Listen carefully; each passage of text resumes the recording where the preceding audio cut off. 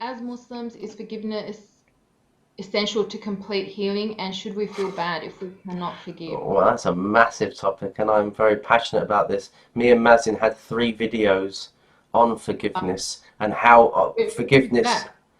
Yeah, I will share that in the. That's a massive topic, forgiveness, and I think it's highly misunderstood by laymen, like the common people, and by our religious leaders as well.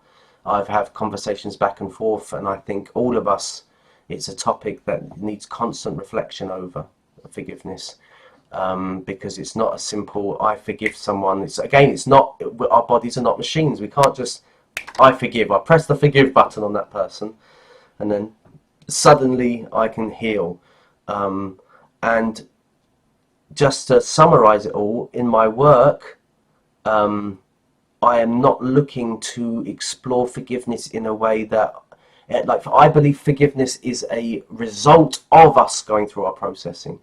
So as I Mm, feel more agency, as I feel more I'm moving forward in my life, there's momentum behind me, I can let go of those things that I hold on to other people, that I hold against other people.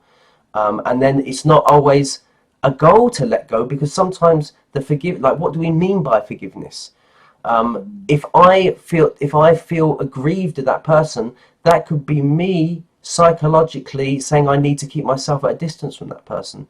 So the aggrievement is actually a feedback to say I need to protect myself. So why would you want to get rid of that? That opens you up to more victimization.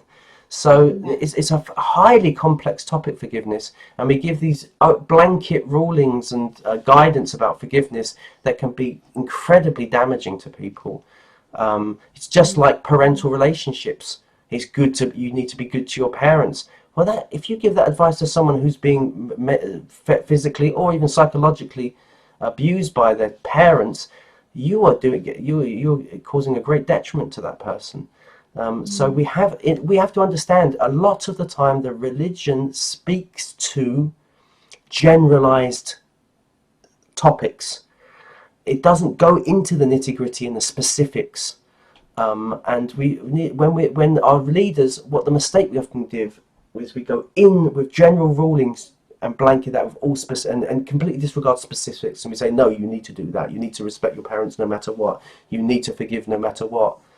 But that's a generalized ruling that that's the ideal, but you often understand is where are we at the moment in our lives, and how do we yeah, apply this in relationship to where we stand and what's going on in our lives.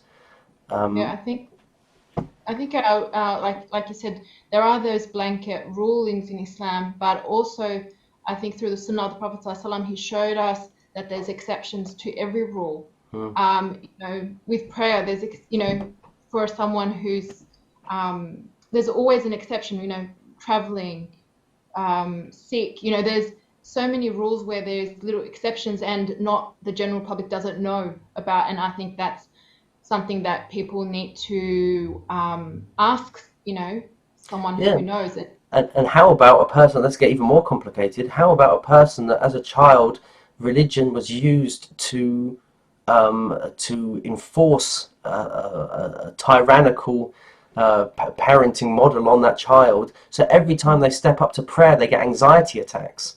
I've heard that. Yeah, That's very common, that, because and they really they want to love God and they want a relationship with Allah subhanahu wa ta'ala, but they have to address the developmental trauma they've been through and how religion was used. And it's not something you can just switch on and off here. It's a physiological thing that when I get panic attacks when I even contemplate prayer, or I just can't seem to get the motivation up to prayer, we can't just say, well, just get on with it. We need to explore that, and that's what I love to do with my clients. Is we all know what the ruling is, but obviously, where are we at? Let's explore that together and see what's going on.